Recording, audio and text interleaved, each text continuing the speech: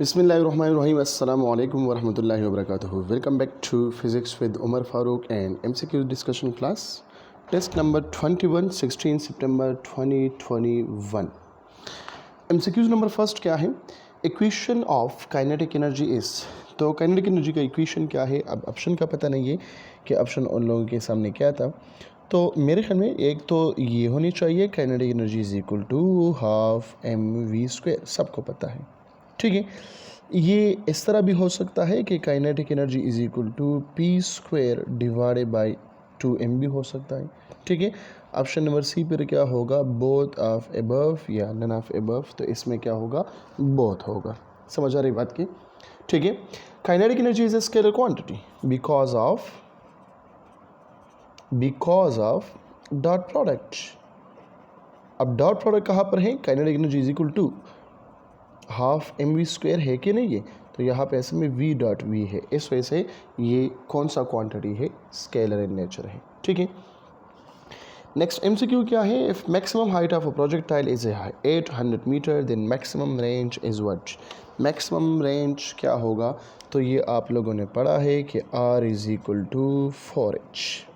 इस फार्मूले से सॉल्व करें, ठीक है। नंबर 4, यूनिट ऑफ एनर्जी जो बार बार रिपीट हो रहा है, जो बार बार रिपीट होता है, ये कौन सा है? जॉल भी है, कैलोरी भी है, किलो जॉल भी है। सो ऑप्शन कौन सा होगा? All of above. नंबर 5, सो यह क्या? डायरेक्शन ऑफ सेंट्रीपिटल फोर्स, ये भी रिपीट हुआ है। डायरेक्शन ऑफ सेंट्रीपिटल एक्सेलरेशन क्या है? Toward centre, always toward centre. कभी फोर्स आता है, कभी एक्सेलरेशन आता है। इसका मतलब ये है कि अगले वाले टेस्ट में भी यही इंपॉर्टेंट है, इससे चांसेस है। Relation between v and omega, so v is equal to r omega. Relation between linear velocity and angular velocity, that is option number B. Next क्या है? The distance between two consecutive crest और trough is called one wavelength. इसको हम क्या कहते हैं? Wavelength कहते हैं, ठीक है। ये आगे बेटा, या चलो ये दो वेव्स मैंने कंप्लीट कर दिए, ठीक है। इन दोनों के दरमियान जो डिफरेंस है, मतलब यहाँ से लेकर यहाँ तक, ये क्या है? एक वेवलेंथ है। यहाँ से लेकर यहाँ तक ये दूसरा वेवलेंथ है, ठीक है। तो crest, the distance between two consecutive crest और trough is known as one wavelength. Next क्या है? The point at maximum amplitude is called. कौन से पॉइंट को हम मैक्सिमम एम्पलीट्यूड कहते हैं? ऑप्शन ए गिवन है instantaneous height, maximum height, any height या नन ऑफ एबव। तो इसमें क्या होगा? मैक्सिमम हाइट होगा। लेकिन दूसरी तरफ अगर हम देखें कि अगर MCQs कुछ इस तरह आ जाए, node antinode both of them none of above, तो इस पॉइंट को हम क्या कहते हैं? एंटीनोड कहते हैं, ठीक है। तो फिर इसमें ऑप्शन कौन सा होगा? ऑप्शन नंबर बी होगा। नेक्स्ट MCQ है the amplitude of wave is called maximum height या पीक वैल्यू। मैक्सिमम हाइट, ठीक है, या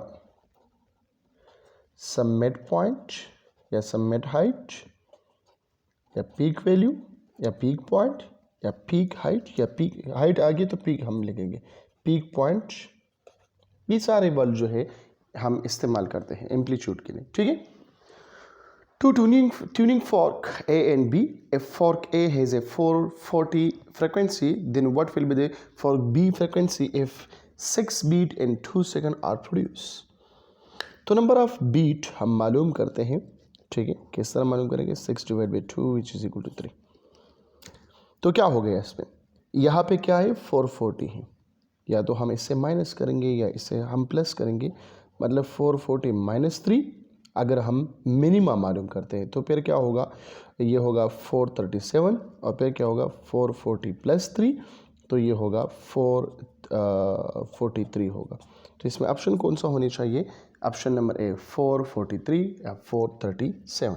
446, 434 नहीं है, 440, 440 नहीं है, नन ऑफ एबव भी नहीं है। तो ऑप्शन नंबर ए क्या है? वो correct answer.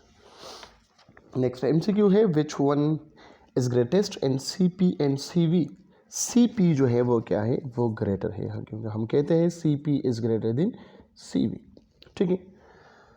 For 4 kilo जॉल energy for 2 mole gas, the change in temperature is 10 degree centigrade, molar specific heat will be what. तो मैं यहाँ पे सिर्फ फार्मूला लिखता हूँ, बाकी आप लोग करें। C is equal to delta Q divided by N delta T. Delta Q given है 4 किलो जूल है, एन गिवन है 2 है, डेल्टा टी गिवन है 10 है। सो मल्टीप्लाई करें इससे, ठीक है, मल्टीप्लिकेशन डिवीजन करें आप लोग, इससे आप लोगों का आंसर आ जाएगा, ठीक है। फिर नेक्स्ट MCQ क्या है, the EMF produce in generator depend. तो आप लोगों को एक फार्मूला याद है, फिजिक्स में एक नवाब रहता है, क्या रहता है, नवाब। EMF is equal to NA⍵B, नवाब। तो नंबर ऑफ टर्न पे डिपेंड करता है, एरिया पे डिपेंड करता है, एंगुलर वेलोसिटी पे डिपेंड करता है, मैग्नेटिक इंडक्शन पे डिपेंड करता है। अगर फर्दर इसको आप लोग लिखते हैं तो फिर ये लीनियर वेलोसिटी पर डिपेंड करता है, फ्रिक्वेंसी पर डिपेंड करता है, टाइम पीरियड पे डिपेंड करता है, ठीक है। एरिया को फर्दर जो है वो करें तो रेडियस पे डिपेंड करता है, डायमीटर पे डिपेंड करता है, ठीक है। और ये बी को फर्दर आप लोग लिख सकते हैं, B is equal to F divide by IL। तो मेन चीज़ जो है बेटा, ये इन 4 चीज़ों पे डिपेंड कर, नंबर ऑफ टर्न ज़्यादा करे EMF ज़्यादा होगा, एरिया ज़्यादा करे EMF ज़्यादा होगा, ओमेगा ज़्यादा करे EMF ज़्यादा होगा, B ज़्यादा करे EMF ज़्यादा होगा, ठीक है। तो इन 4 चीज़ों पे क्या करते हैं, डिपेंड करता है। नेक्स्ट क्या है, dynamo convert mechanical energy into an electrical energy. Option number B is the correct one. Next है 1/C equivalent is equal to 1/C1 C2 C3। This is correct for series combination. ये तो जाहिर बात है कि इस चीज़ के लिए है, सीरीज कम्बिनेशन है।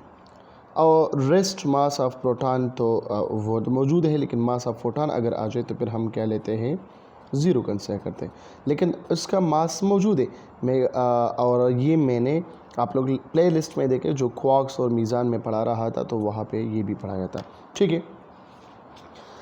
If electrons are passed in electric and magnetic field undeflected, then correct equation is what? Electron जा रहा है इलेक्ट्रिक और मैग्नेटिक फील्ड में और ये बिल्कुल स्ट्रेट जा रहा है, तो ये कब होगा, जब इलेक्ट्रिक फील्ड और मैग्नेटिक फील्ड दोनों इन मैग्नीट्यूड सेम हो और डायरेक्शन इसका अपोजिट हो, ठीक है, इसका डायरेक्शन क्या हो, अपोजिट हो। तो इन दोनों में कौन सा करेक्ट ऑप्शन है, which is equal to this one, V is equal to E divided by B। ये E हो गया, ये B हो गया, इसको हम वेलोसिटी सेलेक्टर कहते हैं, ये बिल्कुल स्ट्रेट जाएगा, ठीक है। Which of the following is lightest, alpha particle और लाइट टेस्ट। ये विच ऑफ द फॉलोइंग, इनमें से लाइट कौन सा होगा, अल्फा पार्टिकल होगा, हाइड्रोजन होगा, प्रोटॉन होगा, फोटॉन्स होगा। फोटॉन है क्योंकि ये तो एनर्जी है, इसका कोई मास नहीं है, ठीक है। अगर है तो इसके दरमियान ये बहुत ज़्यादा कम है। Momentum of photon is P is equal to H divided by lambda, MC is equal to H divide by lambda, या बोथ ऑफ एबव या नन ऑफ एबव। तो यहाँ पे हम लिख सकते हैं कि both of above, P is equal to H divide by lambda, MC is equal to H divide by lambda, या बोथ ऑफ एबव। तो यहाँ पे ऑप्शन कौन सा होगा, बोथ ऑफ एबव होगा। फिर कौन सा है, X rays production in opposite of what, X ray जो प्रोड्यूस होता है वो अपोजिट है किस चीज़ का, फोटो इलेक्ट्रिक इफेक्ट का है, ठीक है। ये आप लोगों ने अपनी बुक में पढ़ा हुआ है, वहाँ पे देखें। नेक्स्ट क्या है, the force between two charges in air is F, what will happen to the force if metal is placed in between two charges. दो चार्जेस हैं, इसको इसके दरमियान में हमने क्या रखा हुआ है, एयर रखा हुआ है। अगर हम एयर के बजाय क्या रखें, मेटल रखें, तो इलेक्ट्रोस्टैटिक फोर्स पे क्या असर पड़ता है, आप लोगों के ख्याल में आंसर क्या होगा। दो चार्जेस है बेटा, एक चार्ज यहाँ पे है, एक चार्ज यहाँ, इन दोनों के दरमियान डिस्टेंस R है और हमने क्या रखा हुआ है, एयर रखा हुआ है, तो फोर्स क्या है, F। लेकिन जब यही दो चार्जेस है दरमियान में हम क्या रखें, मेटल रखें, तो फिर क्या होगा, Q1 Q2। मेटल का जो रिलेटिव परमिटिविटी है वो है इन्फिनिटी, और 1/∞ 0 के बराबर है। तो लिहाजा फोर्स जो बराबर है के की जगह हम पुट करें 1/4πε0 εr multiply by Q1 Q2 divide by R²। तो 1/ε0 εr की जगह हम इन्फिनिटी, 1/∞ 0, तो फोर्स क्या होगा, 0। ऑप्शन नंबर क्या होगा, ये होगा ए, ठीक है। The correct option in this MCQ that is A. Next MCQ क्या है, वो है mass and velocity of moving car is given with the speed of engine, then power will be what. Mass और velocity is given with the speed of engine, the power of a car will be what. Power क्या होगा, तो P is equal to W/T, ठीक है। P is equal to kinetic energy divide by T, P is equal to potential energy divide by T, P is equal to F.V, ठीक है।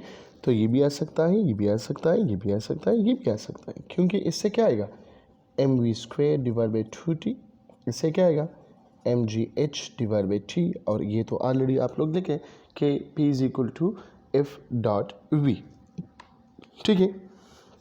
Next MCQ है number of revolution in 1260 degree are what. बहुत simplest है।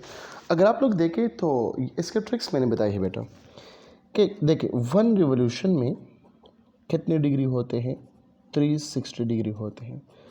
तो 1 degree में कितने revolution है, 1 divide by 360 revolution है कि नहीं है, ठीक है। मैंने कहा यहाँ पर भी इन मल्टीप्लाई करें, यहाँ पर भी इन मल्टीप्लाई करें, तो इन कितना है 360 है, 360 डिग्री इज इक्वल टू, तो यहाँ पे सॉरी ये 1260 डिग्री, तो यहाँ पे 1260 मल्टीप्लाई बाई 1/360 होगा। सो 0 के साथ ख़त्म। इसको फर्दर जो है आप लोग सिंप्लीफाई करें, रिवोल्यूशन आ जाएंगे, ठीक है।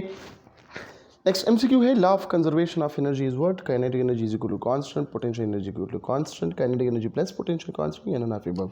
तो जाहिर बात है जब दोनों कांस्टेंट हैं तो हम इसको कंजर्वेशन ऑफ एनर्जी कहते हैं, ठीक है।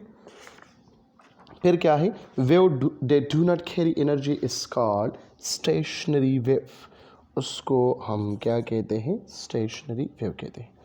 For sterilisation the wave used are infrared, ultraviolet, visible या नन ऑफ अबव। तो अल्ट्रावायलेट हम इस्तेमाल करते हैं, ठीक है।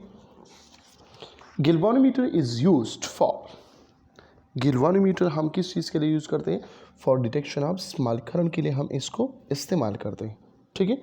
For measurement of small current, ठीक है। नेक्स्ट क्या है, magnetic field is also known as, तो मैग्नेटिक फील्ड को ये स्टार्ट में मैंने बताया भी है, ठीक है ना बेटा। मैग्नेटिक फील्ड स्ट्रेंथ भी हम इसको कहते हैं, मैग्नेटिक स्ट्रेंथ भी हम इसको कहते हैं, ठीक है। इसको हम मैग्नेटिक इंडक्शन भी कहते हैं, इसको हम मैग्नेटिक इंटेंसिटी भी कहते हैं, इसको हम मैग्नेटिक फ्लक्स डेंसिटी भी कहते हैं, मैग्नेटिक फ्लक्स डेंसिटी, ठीक है। तो इन चारों नाम से हम इसको पहचानते हैं। Magnetic field of solenoid is strong, कहाँ पर स्ट्रॉन्ग है, इनसाइड द सोलेनोइड स्ट्रॉन्ग होगा और आउटसाइड द सोलेनोइड ये क्या होगा, कम होगा, ठीक है। सो इनसाइड द सोलेनोइड ये क्या होगा, स्ट्रॉन्ग होगा। Loss in transformer, loss in transformer किसकी वजह से आता है, तो वजूहात इसके बहुत होते हैं, ठीक है। हिस्टेरेसिस की वजह से आते हैं, आपको पता भी है, ठीक है। इसके अलावा किस चीज़ है, एडी करंट की वजह से भी आता है, इसके अलावा लीकेज ऑफ फ्लक्स की वजह से भी आता है, ठीक है। आप लोग ट्रांसफार्मर देख सकते हो, वहाँ पे loss of energy in transformer, तो इन चीज़ों से इसका एनर्जी जो है इसमें क्या आता है, लॉस आते हैं, ठीक है। नेक्स्ट क्या है, which of the following can not penetrate the skin, alpha particle, क्यों, क्योंकि इसका पेनिट्रेशन पावर क्या है, बहुत ज़्यादा कम है। अच्छा, लास्ट एमसीक्यू है इसका, when downward current flow in a straight vertical component the direction of magnetic field work, जब करंट का डायरेक्शन डाउनवर्ड है तो इस मैग्नेटिक फील्ड का डायरेक्शन क्या होगा, ये क्लॉकवाइज होगा। ये कौन बताता है, ये राइट हैंड रूल से हमें पता चलता है, राइट हैंड और रूल से हमें ये पता चलता है, ठीक है।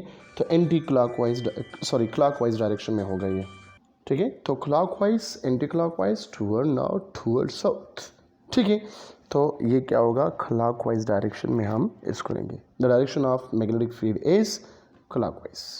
मिलते हैं इंशाल्लाह नेक्स्ट लेक्चर में। अपना बहुत सारा ख्याल रखिएगा। Thank you so much. अल्लाह हाफिज़।